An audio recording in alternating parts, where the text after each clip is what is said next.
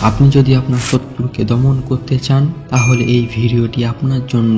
মহামতি চাণক্য শুধু আমাদের সফল হতে শেখায়নি, শত্রু দমন করতে হয় কিভাবে সেটাও শিখিয়েছে। আর তার এই কূটনীতির উপর ভিত্তি করে বহু মানুষ তাদের শত্রুকে দমন করতে পেরেছে এবং কিভাবে তারা তাদের শত্রুকে দমন করতে পেরেছে সেই বিষয়বস্তু তুলে ধরব এই ভিডিওতে।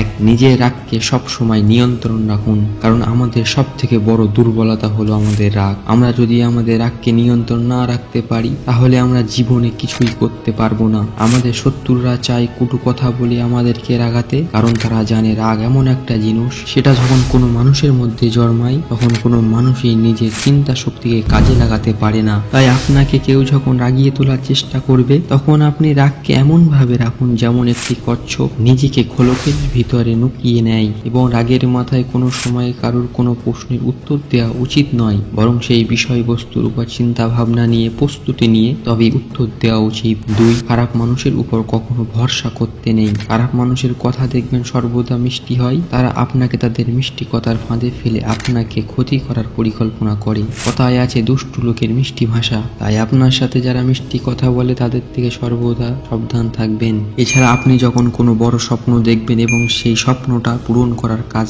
করতে থাকবেন তখন তারা আপনাকে সেই কাজের ব্যাপারে বাজে মন্তব্য করতে থাকবে। তারা চায় যেন তাদের কথা শুনে আপনি আপনার স্বপ্ন পূরণ করার কাজটা বন্ধ করে দেন। তাই আজ থেকে সবার কথা শুনে আপনি আপনার কাজকে ছোট বা খারাপ মনে করবেন না। যদি আপনার কাছে সেই কাজটি মনে হয় দিবেশ, তাহলে কারোর কথায় কান না দিয়ে আপনি আপনার সেরাটা দিয়ে সেই কাজটি করতে থাকুন, এবং যারা এই সব ধরনের কথা বলতে থাকে তাদের থেকে সাবধান থাকুন। তিন, শত্রুকে কখনো আঘাত করে ছেড়ে দেওয়া উচিত নয়। মনে করেন আপনার শরীরে কোনো একটা ছোট রোগ আছে, কিন্তু আপনি কিছুদিন ঔষধ খাওয়ার পর মনে করছেন রোগটা আপনার ভিতরে আর নেই, তার চিন্তা মাথা থেকে মুছে ফেলেছেন। এদিকে রোগটা দিনের পর দিন ভয়াবহ হয়ে উঠছে, এবং আপনি সেই রোগটাকে যখন আবার উপলব্ধি করতে পারবেন কিন্তু তার মধ্যে রোগ আপনাকে বড় দুর্ঘটনার সম্মুখে ফেলে দেবে, তখন আপনি আর কিছুই করতে পারবেন না। তাই সময় থাকতে সবকিছু নিয়ন্ত্রণ করতে হয়।